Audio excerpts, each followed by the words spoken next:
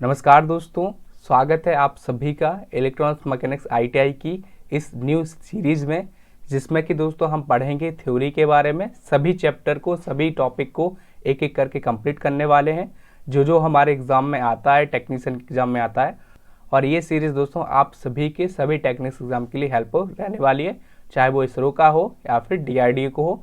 इसमें हम कम्प्लीटली एकदम डीप से पढ़ेंगे और जो कुछ हमारे एग्ज़ाम में आता है हम वही यहाँ पे पढ़ने वाले हैं। तो ये दोस्तों पहली क्लास है इस सीरीज की, जिसमें कि हम पढ़ने वाले हैं सेमीकंडक्टर डिवाइस एंड सर्किट्स के बारे में।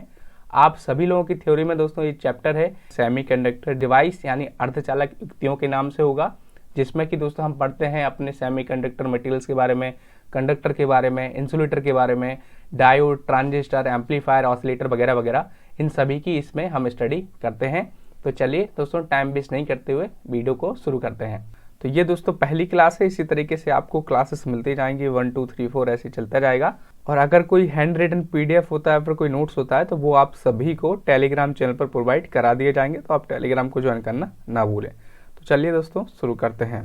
तो दोस्तों सेमीकंडक्टर डिवाइस एंड सर्किट्स, इसका मतलब क्या होता है? इसके पहले दोस्तों हम समझते हैं कि बेसिकली इलेक्ट्रॉनिक्स क्या होती है। हम एकदम शुरुआत से शुरू करते हैं और एकदम मतलब कि सिंपल टू मॉडरेट पढ़ेंगे, क्योंकि एग्ज़ाम में दोस्तों सिंपल टू मॉडरेट ही आता है, थोड़ा एडवांस लेवल का ही आता है आज के टाइम पे। तो बेसिकली इलेक्ट्रॉनिक्स क्या होती है और इलेक्ट्रॉनिक्स में हम किस चीज़ की स्टडी करते हैं। तो दोस्तों जनरली जो इलेक्ट्रॉनिक्स होती है उसमें वो एक प्रकार की स्टडी है फ्लो ऑफ करंट के बारे में, मतलब कि कोई एक ऐसा करंट जो कि किसी सेमीकंडक्टर या फिर गैस में फ्लो हो रहा हो, तो उस करंट की स्टडी को हम इलेक्ट्रॉनिक्स बोलते हैं। अब दोस्तों हम उसमें देखते हैं कि उस करंट के क्या पैरामीटर्स हैं और उसको हम कैसे क्या कंट्रोल कर सकते हैं, कैसे क्या उसके फ्लो को कंट्रोल कर सकते हैं। तो इसी सब की स्टडी को दोस्तों हम इलेक्ट्रॉनिक्स बोलते हैं। तो आप सभी को याद रखना है, इलेक्ट्रॉनिक्स क्या है? Study of flow of current passing through यानी सेमीकंडक्टर और गैस। किसी सेमीकंडक्टर या फिर गैस में फ्लो हो रहा है करंट की स्टडी को ही हम इलेक्ट्रॉनिक्स बोलते हैं। इसके बाद दोस्तों आप सभी लोगों ने इलेक्ट्रॉनिक डिवाइसेस का नाम जरूर से सुना होगा। अब इलेक्ट्रॉनिक डिवाइसेस क्या होते हैं? देखिए दोस्तों, कुछ ऐसे डिवाइसेस या फिर कुछ ऐसे कंपोनेंट्स जो अर्धचालक पदार्थों से, मतलब कि सेमीकंडक्टर मटेरियल से बने होते हैं, तो ऐसे कंपोनेंट्स या फिर ऐसे डिवाइसेस को हम इलेक्ट्रॉनिक्स डिवाइसेस बोलते हैं। उदाहरण के लिए जैसे हमारा डायोड हो गया हो, ट्रांजिस्टर हो गया हो। अब ट्रांजिस्टर में भी काफ़ी सारे ट्रांजिस्टर हैं, जैसे बीजेटी हो गया हो, एफईटी हो गया हो या फिर आईजीबीटी हो गया हो। तो जितने भी डिवाइसेस सेमीकंडक्टर से बने होते हैं वो सभी इलेक्ट्रॉनिक्स डिवाइसेस होते हैं। इसके बाद दोस्तों हम बात करते हैं कि इलेक्ट्रॉनिक सर्किट्स क्या होते हैं। आप सभी लोगों ने इलेक्ट्रिकल सर्किट्स के बारे में भी सुना होगा और इलेक्ट्रॉनिक सर्किट के बारे में सुना होगा। तो अब इलेक्ट्रॉनिक सर्किट बेसिकली होते क्या हैं? तो देखिए, इलेक्ट्रॉनिक सर्किट बेसिकली ऐसे सर्किट्स होते हैं जो इलेक्ट्रॉनिक्स डिवाइसेस से मिलकर बने होते हैं। जी हाँ दोस्तों, मतलब कुछ ऐसे कंपोनेंट्स जो कि सेमीकंडक्टर मटेरियल से बने होते हैं, जिनको कि हम इलेक्ट्रॉनिक डिवाइसेस बोलते हैं। और उन्हीं इलेक्ट्रॉनिक डिवाइसेस या उन्हीं कंपोनेंट्स से मिलकर जो सर्किट्स बने हुए होते हैं उनको हम इलेक्ट्रॉनिक सर्किट्स बोलते हैं। उदाहरण के लिए जैसे आप सभी का रेक्टिफायर हो गया हो, इन्वर्टर हो गया हो, एम्पलीफायर हो गया हो, ऑसिलेटर हो गया हो, ये सभी दोस्तों हमारे इलेक्ट्रॉनिक डिवाइसेस यानी हमारे, जैसे फॉर एग्जांपल हम रेक्टिफायर की बात करें तो वो डायोड से मिलकर बनता है। डायोड क्या है? एक इलेक्ट्रॉनिक डिवाइस। वो इलेक्ट्रॉनिक डिवाइस क्यों है? क्योंकि वो सेमीकंडक्टर यानी अर्धचालकों से मिलकर बनता है। एम्पलीफायर कैसे बनता है दोस्तों? ट्रांजिस्टर के द्वारा। और ट्रांजिस्टर क्या है? एक इलेक्ट्रॉनिक्स डिवाइस जो कि सेमीकंडक्टर पदार्थों से मिलकर बनता है। तो ये दोस्तों बेसिक्स था इन तीनों के बारे में। आई होप कि आपको समझ आया होगा। तो इलेक्ट्रॉनिक्स बेसिकली एक स्टडी है फ्लो ऑफ करंट की किसी सेमीकंडक्टर और गैस में। हम देखते हैं कि उस करंट के क्या क्या पैरामीटर हैं और कैसे उसके फ्लो को कंट्रोल कर सकते हैं।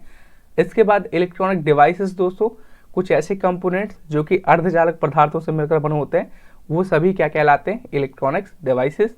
और इलेक्ट्रॉनिक सर्किट दोस्तों ऐसे सर्किट्स होते हैं जो हमारे इलेक्ट्रॉनिक डिवाइसेस से मिलकर बनते हैं। एग्जाम्पल मैंने आप सभी को यहाँ पे बता दिए गए।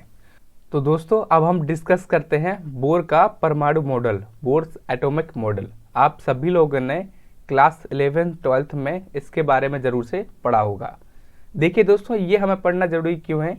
क्योंकि दोस्तों हम, जैसा कि हमारा जो चैप्टर का नाम है सेमीकंडक्टर डिवाइस, तो हम यहाँ पे स्टडी करेंगे सेमीकंडक्टर के बारे में, कंडक्टर के बारे में, इंसुलेटर के बारे में। हम वो सारी चीज़ें डिस्कस करेंगे जो हमारे एग्ज़ाम में आती हैं या फिर जिनसे संबंधित प्रश्न हमारे एग्ज़ाम में आ जाते हैं। तो यहाँ पे दोस्तों हम सभी को पढ़ना पड़ेगा एनर्जी बैंड थ्योरी के बारे में। तो इसके लिए हम एकदम बेसिक से शुरू करें, एकदम जीरो से शुरू कर रहे हैं, इसीलिए हम बोर का परमाणु मॉडल यहाँ पे पढ़ रहे हैं। आप परेशान मत होइए, मैं आपको एकदम आसान भाषा में सारी चीज़ें समझाने वाला हूँ, तो बस आप आगे इसको देखते रहिएगा। तो दोस्तों एटम, जिसको कि हिंदी में हम बोलते हैं परमाणु, अगर आप नहीं जानते कि परमाणु क्या होता है तो मैं आपको बता दूं। अगर आप कोई भी चीज़ को, कोई मान लीजिए आप एक लोहे का बोल लेते हैं उदाहरण के लिए, आप उसको छोटा करते जाएं करते जाएं करते जाएं करते जाएं, इतना छोटा कर दें कि वो सबसे लास्ट हो, मतलब कि उससे छोटा कर ही नहीं सकते हैं। तो जो लास्ट में जो सबसे छोटा पार्ट होगा उसी पार्ट को हम बोलते हैं परमाणु। वो हर किसी चीज़ के दोस्तों परमाणु होते हैं, चाहे वो आप किसी भी चीज़ का एग्जाम्पल ले लें। तो दोस्तों बोर के अकॉर्डिंग परमाणु दो चीज़ों से मिलकर बनता है। कौन कौन सी चीज़ें? एक होता है दोस्तों न्यूक्लियस और दूसरी होती है दोस्तों ऑर्बिट।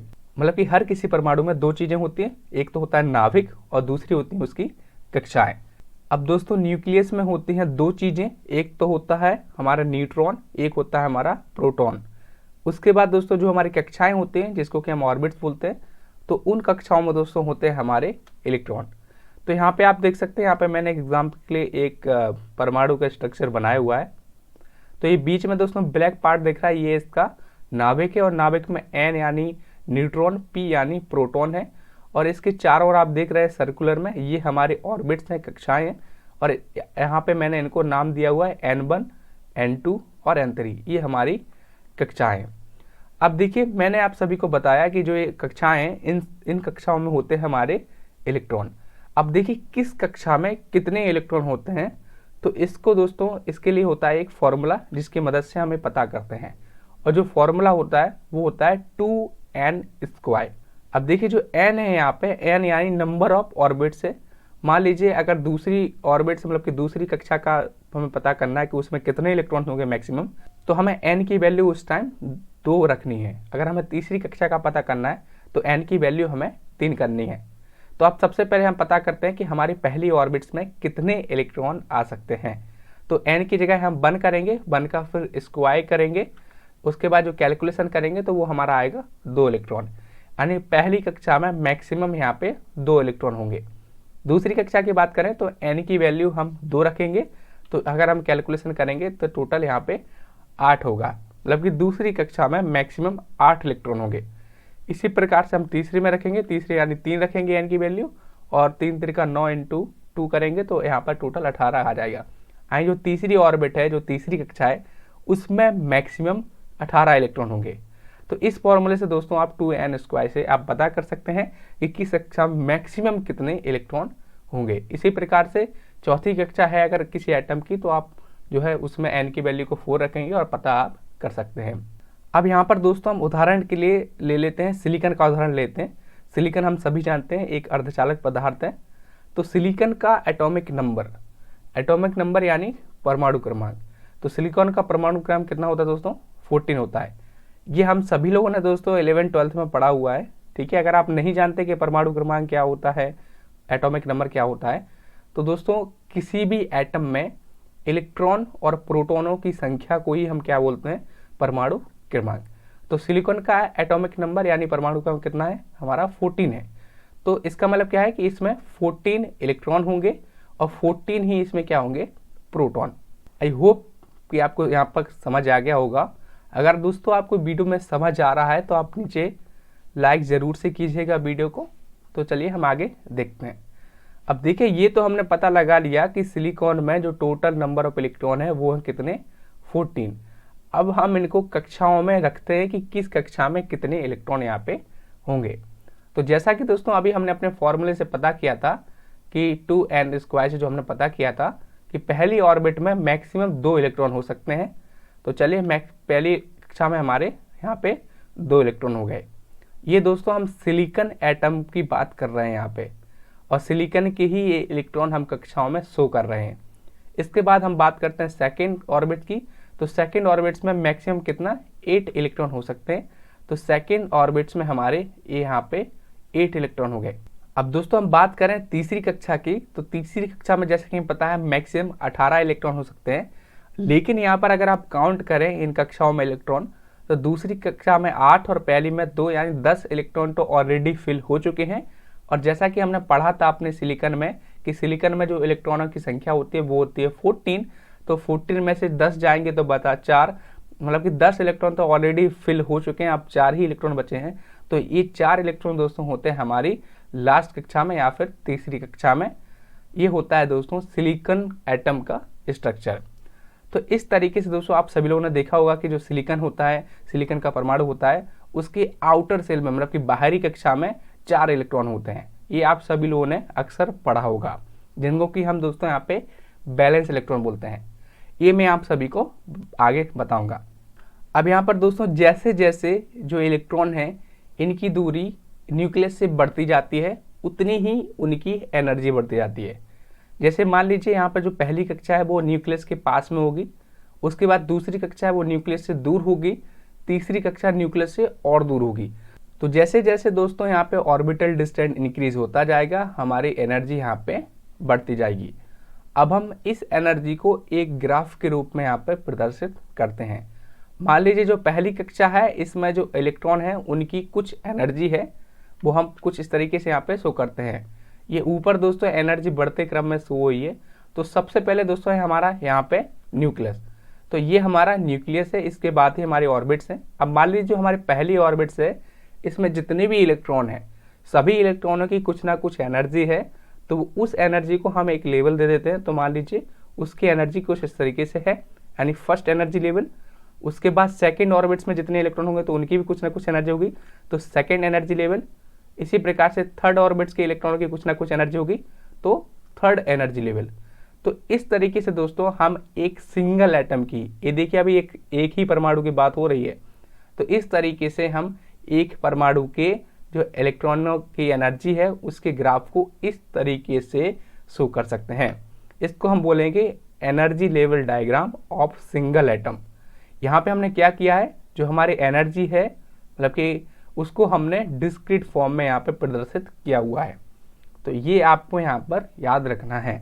अब देखिए ये तो हमने भैया सिंगल एटम की बात कर ली, मतलब कि एक परमाणु की बात कर ली, लेकिन क्या हो जब ऐसे बहुत सारे परमाणु आपस में मिल जाए, तो उसमें दोस्तों क्या होगा कि जब बहुत सारे परमाणु आपस में मिलेंगे तो बहुत सारी पहली कक्षाएं हो जाएंगी, बहुत सारी दूसरी कक्षाएं हो जाएंगी, बहुत सारी तीसरी कक्षाएं हो जाएंगी। अगर आपको समझ नहीं आ रहा तो मान लीजिए एक ग्रुप है जिसमें कि कुछ पीपल्स खड़े हुए हैं, उन्होंने एक दूसरे का हाथ पकड़ लिया या कि वो एक साथ जुड़ चुके हैं। तो अब देखिए उस ग्रुप में कुछ पीपल ऐसे होंगे जो एकदम हट्टे कट्टे होंगे, मतलब कि हेल्थ जिनकी बहुत बेहतरीन होगी, कुछ ऐसे होंगे जो एकदम सूखे साके एकदम दुबले पतले होंगे, कुछ एकदम मीडियम पावर के होंगे। तो मतलब कि उसमें जितने भी लोग होंगे वो सभी एक एवरेज तो नहीं, लेकिन कुछ अलग अलग पावर के लोग वहाँ पर आपस में जुड़ेंगे। इसी प्रकार से दोस्तों हम इलेक्ट्रॉन की बात करें तो जो हमारे सॉलिड होते हैं, मान लीजिए जो लोहे का कोई टुकड़ा है तो उसमें क्या होता है, उसमें मल्टीपल एटम मतलब कि हजारों करोड़ों अरबों इलेक्ट्रॉन आपस में जुड़ के उसको ऐसा बनाते हैं। तो अभी तक जो हमने डिस्कशन किया, जो हमने पढ़ा, वो हमने पढ़ा केवल और केवल एक परमाणु के बारे में, लेकिन अब यहाँ पे हम पढ़ते हैं मल्टीपल एटम का जो है उदाहरण लेके। तो अब मान लीजिए यहाँ पर दोस्तों मल्टीपल एटम आपस में जुड़ गए, और जब मल्टीपल एटम मतलब कि बहुत सारे एटम परमाणु आपस में जुड़ेंगे तो वहाँ पर दोस्तों बहुत सारी अरबों करोड़ों कक्षाएं हो जाएंगी, अरबों करोड़ों इलेक्ट्रॉन हो जाएंगे, और उनकी एनर्जी को फिर हम कैसे शो करेंगे तो वो यहाँ पर हम देखते हैं। तो इसको हम बोलते हैं दोस्तों एनर्जी ऑफ सॉलिड एटम, ठीक है, तो ये आपको याद रखना है। तो अब हम दोस्तों जब बहुत सारे एटम आपस में मिल जाते हैं, मतलब कि वो एक सॉलिड बन जाते हैं, तो उनकी एनर्जी को कैसे हम यहाँ पे प्रदर्शित करते हैं। तो मान लीजिए ये हमारा न्यूक्लियस है। अब देखिए मैंने जैसा कि बताया कि जब बहुत सारे एटम आपस में जुड़ेंगे तो बहुत सारी पहली कक्षाएं हो जाएंगी, बहुत सारी दूसरी हो जाएंगी, बहुत सारी तीसरी हो जाएंगी। अभी मैंने आपको एक उदाहरण बताया क्या कि कुछ पीपल्स हैं वो आपस में जुड़ चुके हैं, कुछ की एनर्जी कुछ है, कुछ हट्टे कट्टे हैं, कुछ पतले हैं, दुबले पतले हैं। तो अलग अलग लोगों की अलग अलग ताकत है, अलग अलग ऊर्जा है। अब देखिए मान लीजिए हमें उसको किसी ग्राफ के फॉर्म में शो करना है, तो उसको मैं शो कैसे करूँगा। तो उस टाइम दोस्तों अभी तो क्या कर रहे थे, सिंगल एटम था, तो हम उसको डिस्क्रीट लेवल में मतलब कि डिस्क्रीट फॉर्म में उस एनर्जी को प्रदर्शित कर रहे थे। लेकिन यहाँ पे दोस्तों हम जो इस टाइम जो क्योंकि वो सॉलिड है तो जो हम एनर्जी लेवल को प्रदर्शित करेंगे वहाँ पे दोस्तों एक रेंज में प्रदर्शित करेंगे कि मान लीजिए 10 से 20 तक है, मतलब कि एक रेंज में प्रदर्शित करेंगे। क्योंकि अभी जैसा कि मैंने बताया कि जो लोग हैं, पीपल है जो ग्रुप में, उसमें से कुछ ज़्यादा पावरफुल है, कुछ कम है, तो वो हम एक एवरेज रेंज ले लेंगे कि भैया 10 से लेके 20 तक की रेंज में ये यहाँ पे फॉल करते हैं। तो इसी प्रकार से दोस्तों जो सॉलिड एटम होते हैं उनकी जो एनर्जी लेवल होते हैं उनको हम एक रेंज में प्रदर्शित करते हैं, जिनको कि हम बोलते हैं एनर्जी बैंड। जी हाँ दोस्तों, इन्हीं बैंड थ्योरी को हम पढ़ रहे हैं, जिसको कि हम क्या बोलते हैं, एनर्जी बैंड। अब मान लीजिए पहली कक्षा के हम इलेक्ट्रॉनों की एनर्जी की बात करें तो बहुत सारी पहली कक्षाएं होंगी और बहुत सारे इलेक्ट्रॉन होंगे, तो उन सभी की एनर्जी को हम एक रेंज में शो कर देंगे और जिसको कि हम बोलेंगे क्या, एक बैंड, एनर्जी बैंड। तो ये दोस्तों हमारा फर्स्ट एनर्जी बैंड है, जिसमें कि हमारे सॉलिड एटम के मल्टीपल फर्स्ट ऑर्बिट के मल्टीपल इलेक्ट्रॉन की एनर्जी को हमने शो किया है, जिसको कि हम क्या बोल रहे हैं, एनर्जी बैंड। इसी प्रकार से जो दूसरे ऑर्बिट्स के इलेक्ट्रॉनों की एनर्जी होगी उसका होगा सेकेंड एनर्जी बैंड, तीसरे की जो होगी उसको बोलेंगे हम थर्ड एनर्जी बैंड। तो दोस्तों ये है हमारा energy level diagram of solid atom. तो दोस्तों इस तरीके से हम जो है एनर्जी लेवल डायग्राम को बनाते हैं, एनर्जी बैंड होते हैं। अब यहाँ पर एक चीज़ मैं आप सभी को बता दूं, जो आउटर मोस्ट सेल होती है, मतलब कि जो आउटर मोस्ट ऑर्बिट होती है, उस ऑर्बिट को दोस्तों हम बोलते हैं बैलेंस ऑर्बिट। और जो दोस्तों हमारा आउटर मोस्ट बैंड होता है, जैसे कि यहाँ पर तीसरा एनर्जी बैंड है, ये एकदम आउटर मोस्ट मतलब कि सबसे आखिरी है, तो इसको भी हम क्या बोलेंगे, बैलेंस बैंड। जी हाँ दोस्तों, आप सभी लोगों ने बैलेंस बैंड, कंडक्शन बैंड का नाम जरूर से सुना होगा। तो जो आखिरी बैंड होता है, आउटर मोस्ट बैंड होता है, उसको हम क्या बोलेंगे, बैलेंस बैंड। अब ये बैलेंस बैंड क्या है, ये हमारे सॉलिड एटम के मल्टीपल ऑर्बिट्स की एक रेंज है, मतलब कि एनर्जी की एक रेंज है, जिसको कि हम बैंड के फॉर्म में प्रदर्शित कर रहे हैं।